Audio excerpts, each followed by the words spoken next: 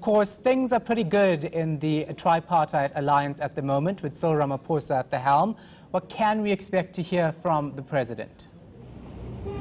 Well, Shahan, politically things seem to be very good when it comes to relations within the tripartite alliance, Cosatu, the South African Communist Party, and SANCO with the African National Congress. But the interesting thing here, you'd remember during May Day rally in Port Elizabeth, Cosatu President did not shy away from addressing the issue of the independent power producers, the IPPs that the Minister of Energy, Jeff Radebe, has commissioned and signed into law. Cosatu seemingly saying that they were not consulted and they do not know how the ANC government went ahead and signed the IPPs without notifying the Trade Union Federation. And also you'd remember that the NUM, the National Union of Mine Workers, which President Cyril Ramaphosa comes from, is one of the unions that will be affected when these IPPs are commissioned and that Eskom starts buying electricity from them. They are concerned that their members in coal power stations will lose their jobs, particularly looking at what's currently happening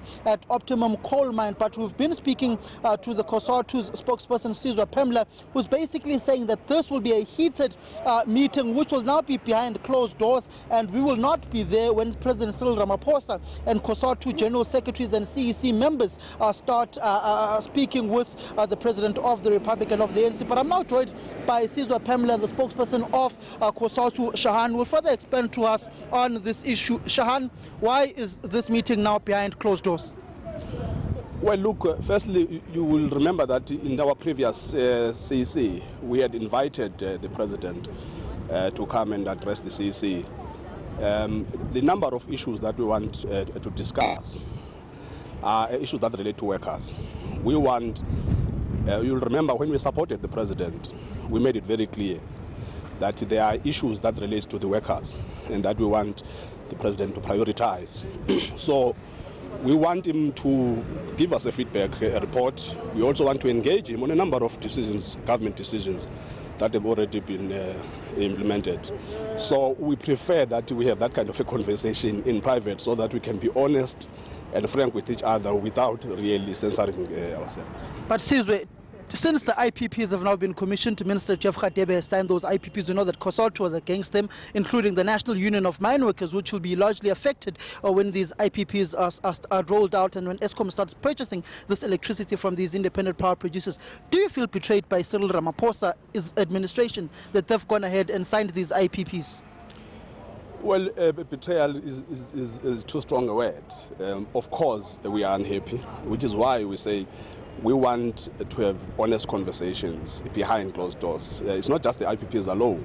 There are a number of issues. The fact that we have a budget that has seen an increase in VAT, an increase in fuel levy, in road accident levy, at a time when the wage negotiations in the public service have taken place over a period of 9 months, with government really not negotiating in good faith.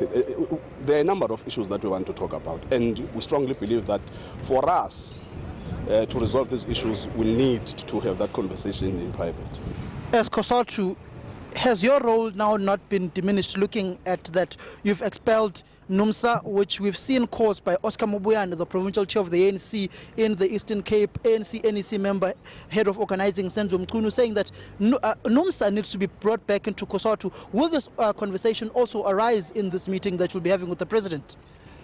No, that issue does not even arise, the question of NUMSA. When NUMSA was expelled, there were issues behind that decision.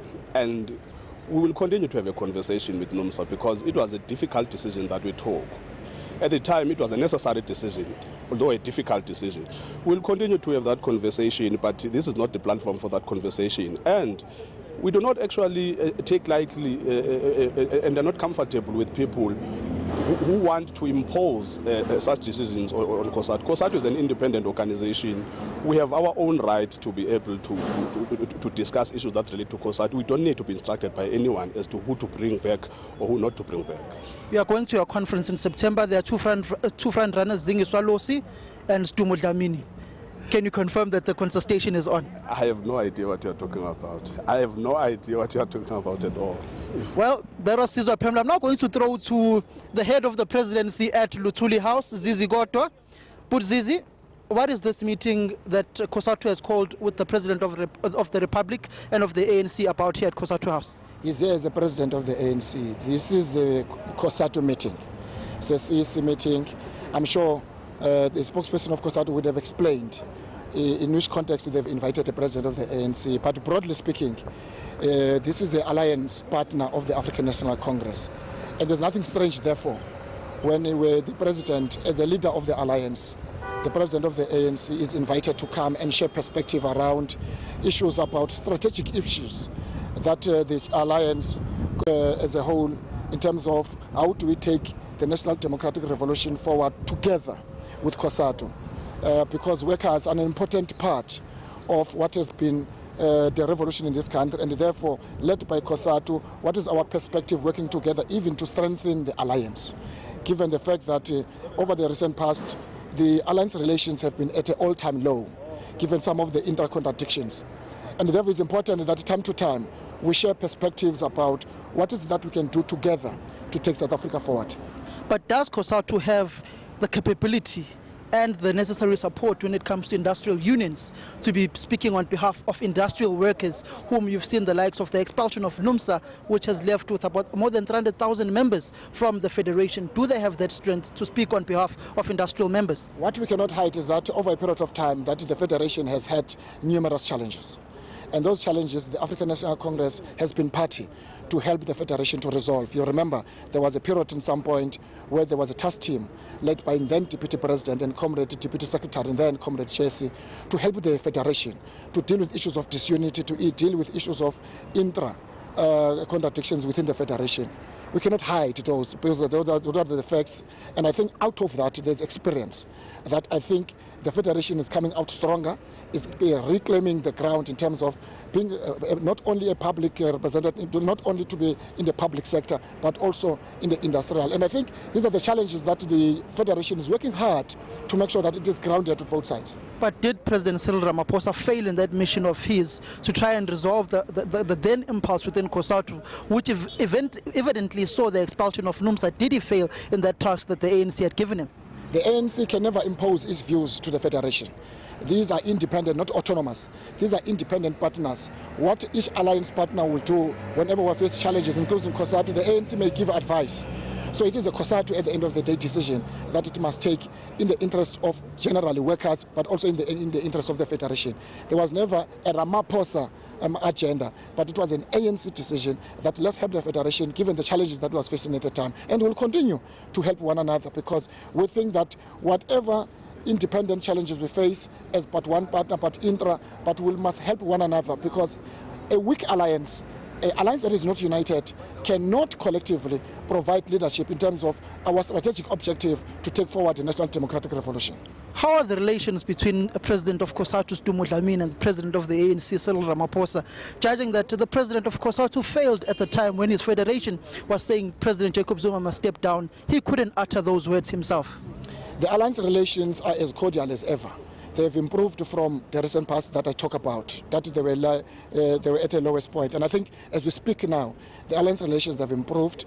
It's not about beauty contest between Stumo and President Ramaphosa. It's important that it's about the organizations they represent. And I think the fact that the CEC invited the President of the ANC signifies an improved alliance relations.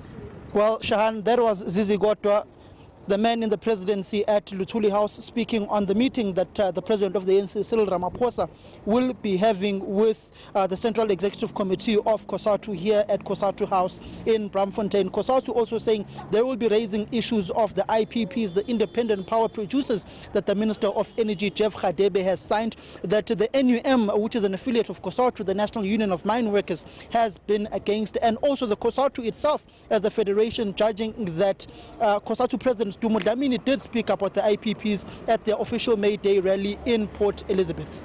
All right, thanks for that. ANC reporter Samkele Maseko.